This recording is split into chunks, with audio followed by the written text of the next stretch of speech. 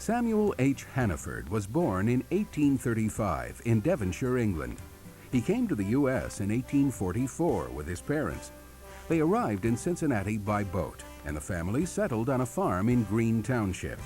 Samuel was educated in the local public schools and then attended Farmers College in College Hill. At the age of 20, Hannaford went to work as a student draftsman in the offices of architect John R. Hamilton. He received his professional training in the field of architecture there, and 2 years later, he opened his own office on 3rd Street. In 1858, he formed a partnership with Edwin Anderson that lasted 12 years.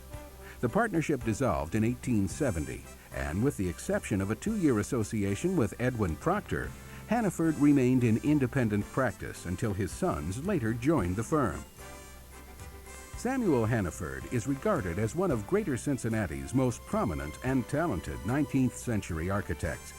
Among his notable works are Music Hall, Cincinnati City Hall, the City Workhouse, the Grand and Palace Hotels, the Depke Building, the Probosco Fountain in Clifton, as well as the Spring Grove Cemetery Chapel and Caretaker's Residence, Glendale Town Hall, the Van Wormer Library at the University of Cincinnati, and many more.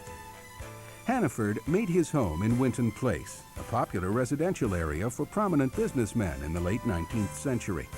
He served as the first and only mayor of Winton Place.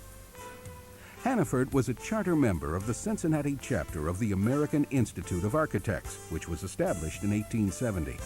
He taught architecture at the Ohio Mechanics Institute and served as editor of the architectural periodical, The Western Architect and Builder. Besides his involvement in architecture, Hannaford was quite active in improving living conditions in the city of Cincinnati. He worked on the effort to control smokestack emissions. He took a special interest in housing for the poor and worked to make sure that the city's building code provided for adequate sanitation in low-income housing. He urged the construction of sewers and other improvements to correct the problem of rampant pollution of the Mill Creek. Hannaford's sons, Harvey and Charles, eventually joined their father's firm, and the name of the firm was changed to Samuel Hannaford and Sons Architects. Hannaford was also known for the magnificent residences he designed, including the George B. Cox Home, the J. H. Rhodes House, the George Niederman Home, and Thomas and Mary Emery's home in Walnut Hills, just to name a few.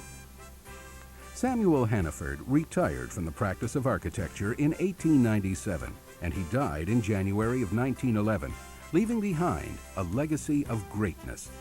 He left a lasting mark on our community with his architectural visions and designs, which have helped to define Greater Cincinnati's national and international visual identity. Samuel H. Hannaford, one of Greater Cincinnati's true business heroes.